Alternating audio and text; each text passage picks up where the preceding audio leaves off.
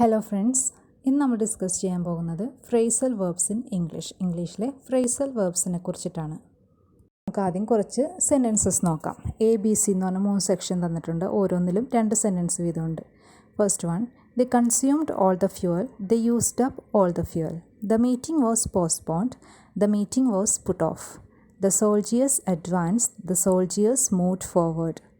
അപ്പോൾ ഇതിൽ 3 എക്സാമ്പിൾസിലും first എയിലുള്ള 2 same അർത്ഥമാണ്. അതായത് കൺസ്യൂംഡ് എന്ന് പറഞ്ഞാൽ ഉപയോഗിച്ചു, യൂസ്ഡ് അപ്പ് എന്ന് പറഞ്ഞാലും എന്താ ഉപയോഗിച്ചു.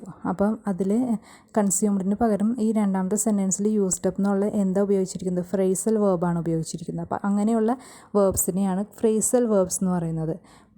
രണ്ടാമത്തേലും പോസ്റ്റ്പോണ്ട് നീട്ടിവെച്ചു, പുട്ട് ഓഫ്, അതിന് പകരം യൂസ് ചെയ്തിരുന്ന ഫ്രേസൽ വേർബാണ് എന്ത്? Put off, നീട്ടിവെച്ചു.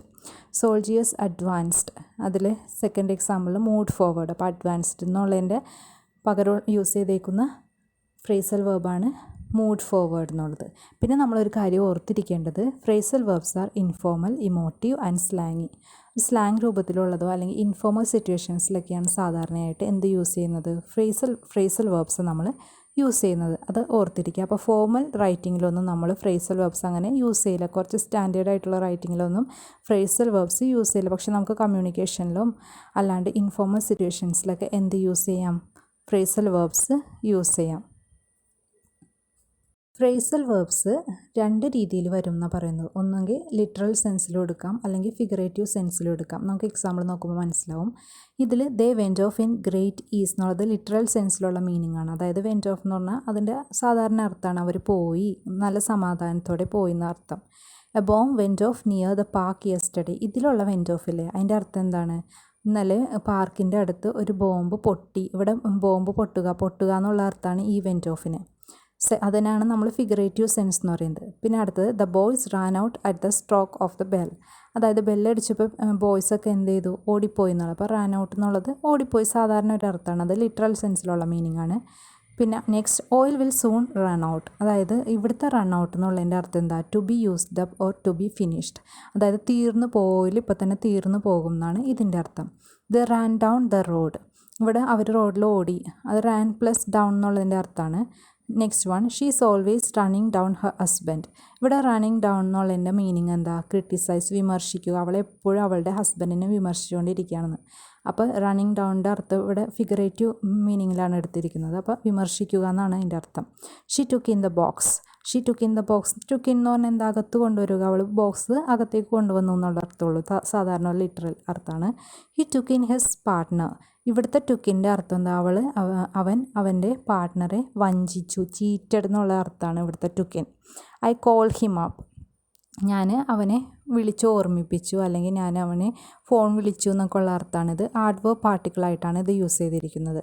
പിന്നെ I called on the minister, ഞാൻ കോൾഡ് ഓൺ എന്ന് പറഞ്ഞാൽ ഇവിടുത്തെ കോൾഡ് ഓണിൻ്റെ അർത്ഥം എന്താ? വിസിറ്റ് ചെയ്യുക, സന്ദർശിക്കുക എന്നാണ്. അപ്പോൾ ഞാൻ മിനിസ്റ്ററിനെ സന്ദർശിച്ചു. ഇത് പ്രപ്പോസിഷനായിട്ടാണ് യൂസ് ചെയ്തിരിക്കുന്നത്. Meaning of phrasal verbs. Phrasal വേർബ്സിൻ്റെ മീനിങ് 3 രീതിയിൽ വരാം. ഒന്നെങ്കിൽ the combination of the meaning of the 2 parts of the phrasal verb. ഈ ഫ്രേസൽ വേർബിൻ്റെ 2 പാർട്ടില്ലേ, റാൻ ഡൗൺ എന്നൊക്കെ. അപ്പോൾ 2 പാർട്ടും കൂടി കൂട്ടിച്ചേർന്ന് അതിൻ്റെ 2ൻ്റെ അർത്ഥം കൂടിച്ചേർന്ന ഒരു അർത്ഥം ഉണ്ടാവും. ആ അർത്ഥമായിട്ട് അതിൻ്റെ മീനിങ് നമുക്ക് കിട്ടും. അല്ലെങ്കിൽ the meaning of the base word modified or intensified by the adverb particle. Adverb particle വന്നിട്ട് ഈ ബേസ് വേർഡിൻ്റെ മീനിങ്ങിനെ ഒന്നുകിൽ മോഡിഫൈ ചെയ്യും അല്ലെങ്കിൽ ഇൻറ്റൻസിഫൈ ചെയ്യും. അപ്പോൾ അതിലൊരു മീനിങ് വരും. അങ്ങനെയാണ് ഒരു ഫ്രേസൽ വേർബിൻ്റെ മീനിങ് നമുക്കങ്ങനെ കിട്ടും. അല്ലെങ്കിൽ ഒരു ടോട്ടലി ന്യൂ മീനിങ്. ഇപ്പോൾ റണ്ണിങ് ഡൗൺ എന്നൊക്കെ പറയുമ്പോൾ നമുക്ക് മനസ്സിലാവില്ല ക്രിട്ടിസൈസ് ചെയ്യുക എന്നുള്ളത്.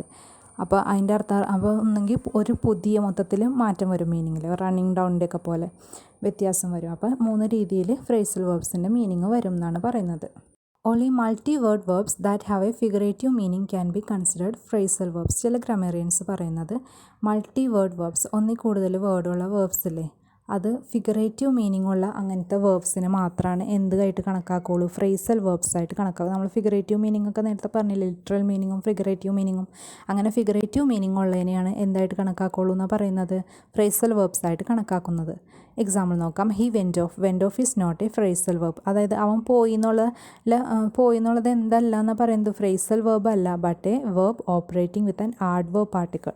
ആഡ്വേർബ് പാർട്ടിക്കിളിൻ്റെ കൂടെ ഓപ്പറേറ്റ് ചെയ്യുന്ന ഒരു വേർബായിട്ടാണ് അത് കണക്കാക്കുന്നത്. അതല്ലാണ്ട് അതെന്തല്ല, ഫ്രേസൽ വേർബ് അല്ല, അതിനെ ഫ്രേസൽ വേർബായിട്ട് കണക്കാക്കില്ല എന്നാണ് പറയുന്നത്. A verb operating with a preposition also cannot be called a phrasal verb. It is a prepositional verb. അതായത് ഒരു പ്രപ്പോസിഷൻ്റെ കൂടെ നമ്മൾ യൂസ് ചെയ്യുന്ന വേർബില്ലേ, അതും എന്തല്ല, ഫ്രേസൽ വേർബ് അല്ല, അതെന്തായിട്ട് അറിയപ്പെടുന്നത്, പ്രപ്പോസിഷണൽ വേർബ് എന്നാണ് അറിയപ്പെടുന്നത്. Called on in sentence J, അതായത് നമ്മൾ നേരത്തെ ഡിസ്കസ് ചെയ്ത സെൻറ്റൻസ് ഇല്ലേ, I called on the minister, ആ സെൻറ്റൻസിൽ ആ കോൾഡ് ഓൺ എന്നുള്ളത് എന്താണ്, ഈസ് ആക്ച്വലി എ പ്രപ്പോസിഷണൽ വേർബാണെന്നാണ് പറയുന്നത്. While called up in I is a phrasal verb. Called him up എന്നുള്ള സെൻറ്റൻസ് നമ്മൾ പറഞ്ഞിട്ടുണ്ടായില്ലേ, അപ്പോൾ അതും കോൾഡ് അപ്പ് ഇൻ ഐ എന്ന് പറയുന്നത് എന്താണത്, ഫ്രേസൽ വേർബായിട്ടാണ് കണക്കാക്കുന്നത്. Some grammarians are of the view that all verbs followed by an adverb particle, അതായത് ആഡ്വേർബ് പാർട്ടിക്കിൾ ഫോളോ ചെയ്യുന്ന വേർബ്സ് അല്ലേ, ചില വേർബ്സ് കഴിഞ്ഞിട്ട് എന്ത് വരും, ആഡ്വേർബ് പാർട്ടിക്കിൾ വരും. ആഡ്വേർബ് പാർട്ടിക്കിൾ എക്സാമ്പിൾ പറയുന്നത് A back, about, ahead, along, apart, aside, around, away, back, beyond, fourth, in, of, on, out, past, around, through and up, ഇങ്ങനെയുള്ള adverb particle വരാണെങ്കിൽ വേർബിന് ശേഷം അതിനെ നമ്മൾക്ക് എന്ത് വിളിക്കാം, ഫ്രേസൽ വേർബ്സായിട്ട് കണക്കാക്കാം എന്നാണ് ചില ഗ്രാമറിയൻസ് പറയുന്നത്. Even when they are used in the literal sense, literal സെൻസിലാണ് ഉപയോഗിച്ചിരിക്കുന്നതെങ്കിലും അവയെ നമുക്ക് എന്തായിട്ട് കണക്കാക്കാം, ഫ്രേസൽ വേർബ്സായിട്ട് കണക്കാക്കാം എന്നാണ് പറയുന്നത്. A phrasal verb which is followed by a preposition as in I cannot get on with him is properly called a phrasal prepositional verb. അതായത് phrasal verb which is followed by get on എന്നുള്ള phrasal വേർബാണ്, അതിനുശേഷം എന്ത് വന്നേക്കാണ്, with എന്നുള്ള എന്തോന്ന് preposition വന്നു, is properly called a phrasal prepositional verb. അങ്ങനെയുള്ള വേർബ്സിനെയാണ് എന്ത് വിളിക്കുന്നത്, ഫ്രേസൽ പ്രപ്പോസിഷണൽ വേർബ്. ഈ എക്സാമ്പിളിൽ ഗെറ്റ് ഓൺ എന്നുള്ള ഫ്രേസൽ വേർബിന് ശേഷം പ്രപ്പോസിഷൻ വന്നിട്ടുണ്ട് വിത്ത് എന്നുള്ളത്. അപ്പോൾ ആ വിത്ത് അതിനെ അങ്ങനെ വരുന്നതിനെ നമ്മൾ എന്താ വിളിക്കുന്നത്, phrasal prepositional verb. Phrasal verbs can be transitive or intransitive. Phrasal verbs ഒന്നെങ്കിൽ സകർമ്മക ക്രിയയാവാം അല്ലെങ്കിൽ അകർമ്മക ക്രിയയാവാം. The prisoner broke down during the interrogation, ഇത് ഇൻട്രാൻസിറ്റീവ് ആണ്. The workers called off the strike, ഇത് ട്രാൻസിറ്റീവ് ആണ്. ഇതിൻ്റെ ക്ലാസ് നമ്മൾ വേറെ ചെയ്തിട്ടുണ്ട്, അതുകൊണ്ടാണ് ഞാനിവിടെ ട്രാൻസിറ്റീവ് ഇൻട്രാൻസിറ്റീവ് ഡിസ്ക്രൈബ് ചെയ്യാത്തത്.